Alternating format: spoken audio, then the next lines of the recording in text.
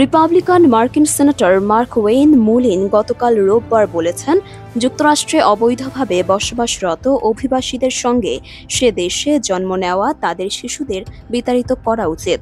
দ্বিতীয় মেয়াদে মার্কিন প্রেসিডেন্ট হওয়ার পর জন্মসূত্রে নাগরিকত্ব বাতিলের লক্ষ্যে একটি নির্বাহী আদেশ জারি করেছিলেন ডোনাল্ড ট্রাম্প।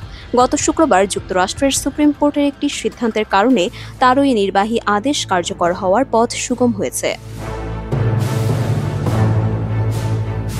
মার্কিন টেলিভিশন নেটওয়ার্ক এনবিসির মিট দ্য প্রেস অনুষ্ঠানে এ বিষয়ে জানতে চাইলে সিনেটর মুলিন বলেন, অবৈধ অভিবাসীদের সঙ্গে তাদের প্রাপ্তবয়স্ক সন্তানদের যুক্তরাষ্ট্র থেকে বের করে দেওয়া হলে শিশুদেরও বের করে দেওয়া উচিত। আদালতের ওই আদেশে ট্রাম্পের জন্মসূত্রে নাগরিকত্ব বাতিলের নির্বাহী আদেশটি বৈধ কিনা সে বিষয়ে কিছু বলা হয়নি। অথচ আদেশটি কার্যকর হলে যুক্তরাষ্ট্রের দীর্ঘদিনের একটি নীতি বদলে যাবে।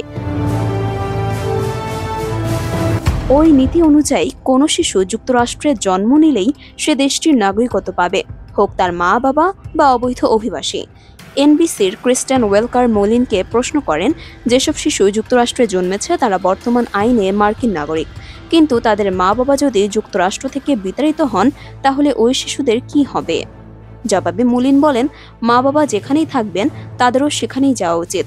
আপনি কেনই বা কোনো শিশুকে তার মা বাবার কাছে পাঠাবেন না? আমি বলতে চাচ্ছি, কেন আপনি তাদের আলাদা করতে চাইবেন?